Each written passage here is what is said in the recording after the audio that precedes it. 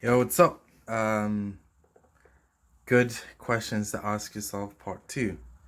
Yeah, so just some other good questions. First one is, how would my role model or someone I admire deal with this thing? That one's a really good one. It's something I didn't really. I'm not sure how well it works for everyone, but for me, it seems to work really well. I don't know if depending on maybe if you, because as a kid I was very imaginative. I don't know if that makes me more susceptible for stuff like that. But I remember, I had maybe like a couple of years ago, 3 years ago actually. I had a presentation I was really nervous about, because it was going to be a long. It was we were assessed on this module. It was just going to be this presentation, and it was quite intense. It was like a 20-minute presentation I had to give on a topic, and I was really nervous. And I remember like the night before or something, I'd come across this Vogue video or something like that. It was Michael B. Jordan. It was like 25 questions or something about Michael B. Jordan, takes him through his house or whatever. And that video just really kind of, I was like, oh, that's so cool. I like the way he portrays himself. Like, you just, the vibe, you're picking up the vibe, the energy of the person. And the next day, I was nervous, and then I was, waiting to go up or whatever, and like I was like waiting, and I was like, no, what? Wait, I'm just gonna portray Michael B. Jordan. I'm gonna portray what I saw in that video yesterday. I'm him. Like, I'm not me anymore. I'm just gonna step into that role, and I've kind of just felt really good. I felt prepared. I did the presentation, and I did it really well. So, like, I haven't had a presentation as good as that one. I don't think.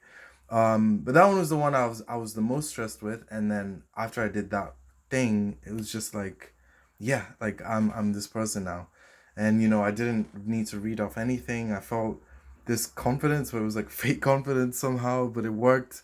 And people were like, that was really good presentation. Like I've never heard people say that, if you know what I mean. So it really helps. And then just in random occasions when I'm finding something difficult, and I'm just like, how would this person deal with this? And I try to just step into that role, imagine it, and then I'm just like an alter ego. And there's some, I came across some stuff about the benefits of having an alter ego and things like that. It sounds crazy, but your mind is very flexible. If you give it whatever clothes it needs to wear, you're gonna step into those clothes you mentally put in your head, and you're gonna fulfill that role. So yeah, it's pretty good. The next one is, why do I feel I need this thing, or why do I feel I need to do this thing? And this one's really good for kind of reestablishing your priorities, because a lot of times, especially with me, I'm not that good at prioritizing at all.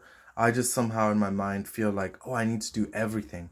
Everything is important, and it's very overwhelming if you are naturally that way. So it's good when you're like feeling pressure to do something, or there's any inconvenience. It's always good to just be like, wait, what's the actual need for this thing to be done? Like, then it gives you a moment to just reprioritize and be like, is this actually important? Um, and the last one is, how are you complicit in creating the conditions you say you don't want? And this one's really good. It's all about kind of taking ownership, but it's not about blaming, because I know ownership sounds like uh blaming yourself, like beating yourself up, and I think we do that enough. And it's not about like blaming yourself or beating yourself up, but it's just seeing what part of this is within my control, and then thus what can I influence in the future. It's like, if there's something to do with another person, you're doing something you don't want to do, um you can ask yourself, how was I complicit in making myself be in this position with this person doing things that I want to do. Maybe I should set boundaries, things like that. So that's really useful for that, just seeing what's within your capacity when you feel like, hey, like you're the victim or something. So yeah.